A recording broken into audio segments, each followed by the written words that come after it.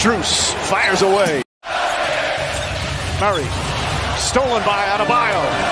Good ball handling from the big man. Turning to track and field, China's top sprinter Su Bingtian has announced his withdrawal from the remainder of the 2023 season via social media and said he will use the time to fully regain his health and prepare for next year's Paris Olympics. Su revealed that he decided to drop out of this year's World Athletics Championships and Hangzhou Asian Games and put an end to the 2023 season due to physical reasons. Stand by for projection mapping, stand by for house lights off. 男子 100m 決勝 And here we go. Su Bingtian broke the Asian record and started like an absolute bullet.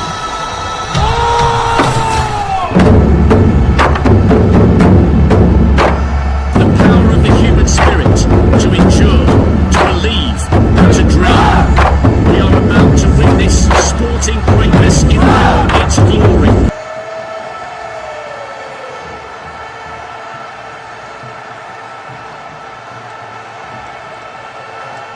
All taking off behind the board.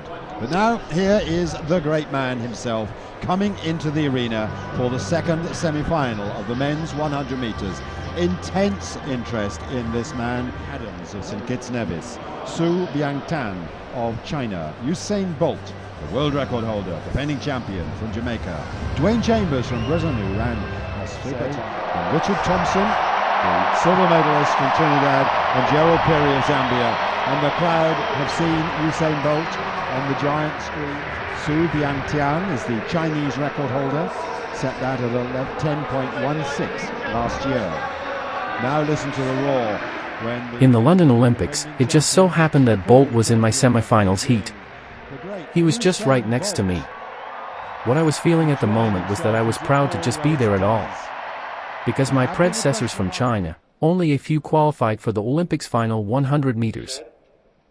And I did beat Bolt during the start phase of the race. They all switched past me after the first 20 meters. I was only able to show my speed in those first 20 meters, and I felt I shouldn't sprint like this any longer. That's when I reached my plateau. I felt I could not break sub 10 seconds. What's the point of always getting stuck around a 10-second barrier? I might as well initiate some changes.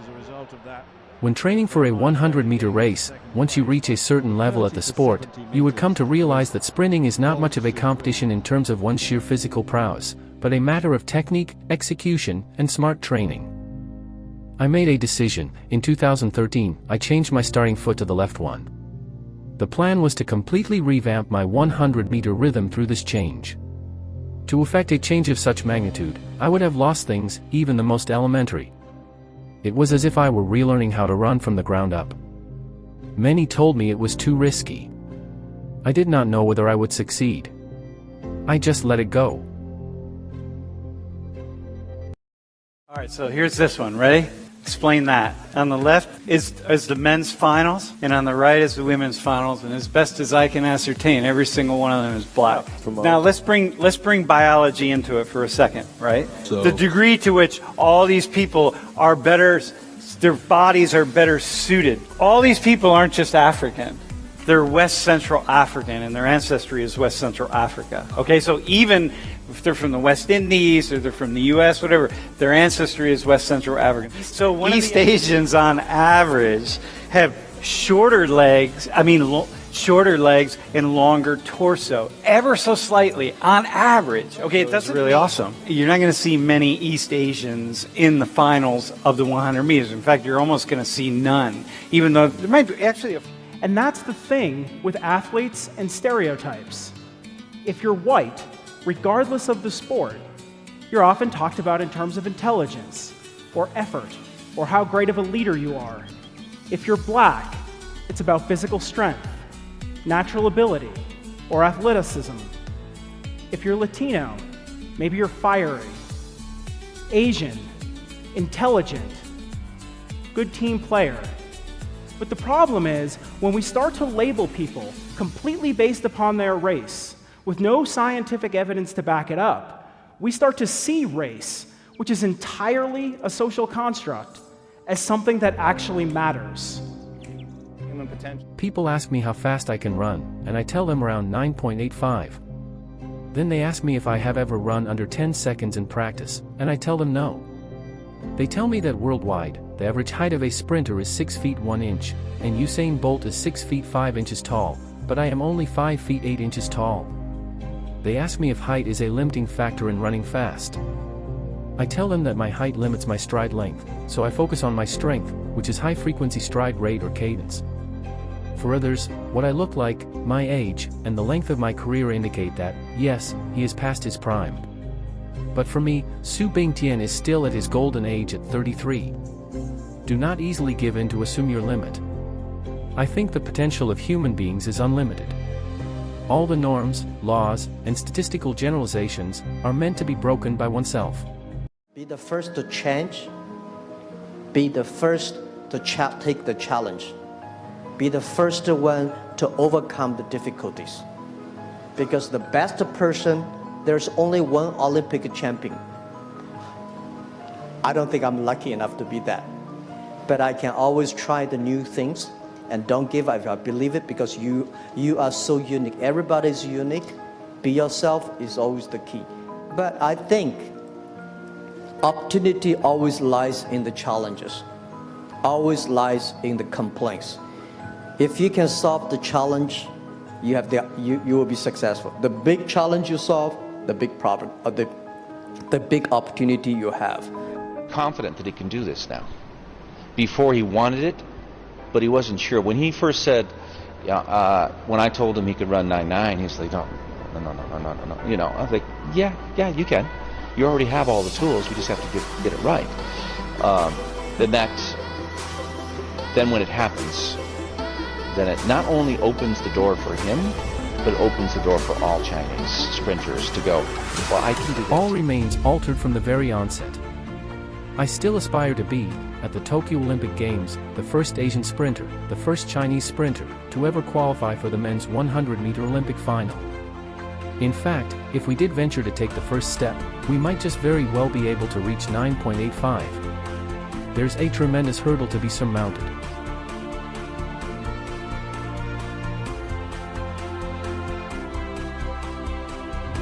I think the potential of humans will be unlimited. All the norms, laws, statistical generalizations are meant to be broken by oneself. My goals remain unaltered from the very outset.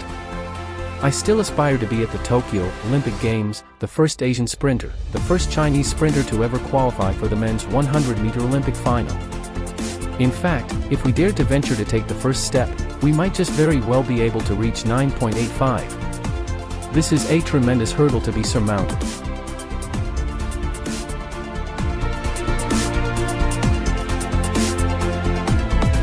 He had some technical issues, meaning his running mechanics needed to be changed. He had some strength issues, power, more than strength. He was strong, but he wasn't powerful. There were certain parts of his body in which he was lacking power, so we call those power leaks, so we needed to close those power leaks down and get rid of them. And then just to teach him how to do a few things and be consistent in allowing those things.